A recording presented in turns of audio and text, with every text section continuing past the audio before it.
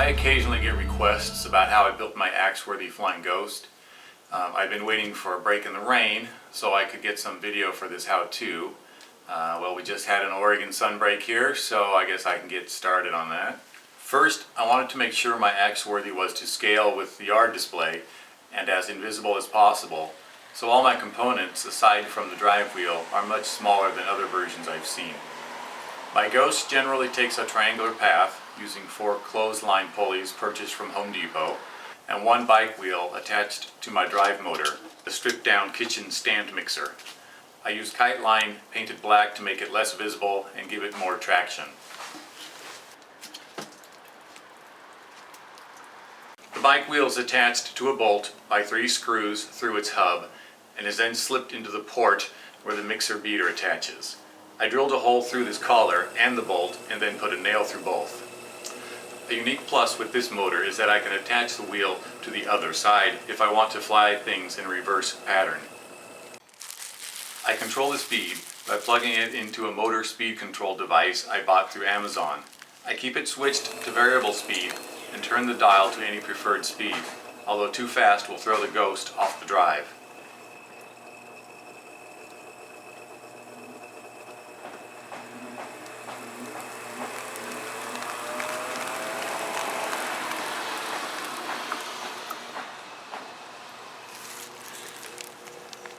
A lightweight ghost will eliminate a lot of problems.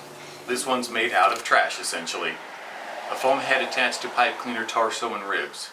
Covered in a sheer mesh bag with strips of plastic and fishing line glued to various areas. The ghost is hung onto the drive line by a small metal clip. A knot tied in the line behind the clip pulls the ghost. A second clip glides along the line just after the first and is attached to the ghost's torso to keep it from spinning in circles in the breeze.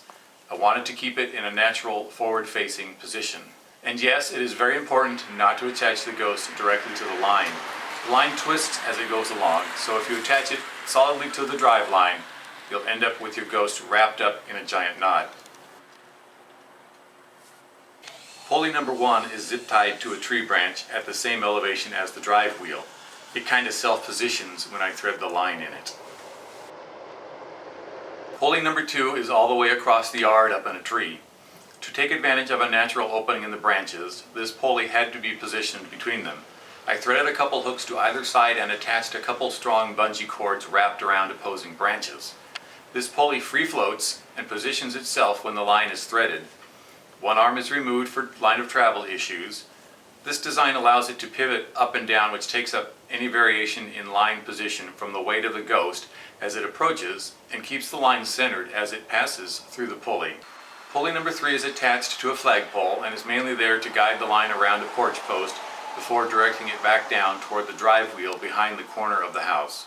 Pulley number 4 does 2 things. First, it guides the ghost to safe distance around the corner of the house.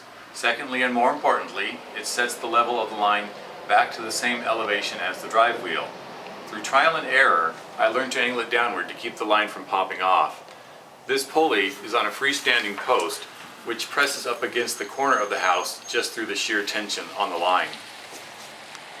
Elevation differences were just a matter of keeping it high enough to clear tots as they come and go from the porch and steps. At the drive position, it's 5 foot 9 inches. Crossing the yard, it reaches a top height of 9.5 feet. From the porch, it drops the most, 8 feet back down to 5 foot 9 in a span of 15 feet.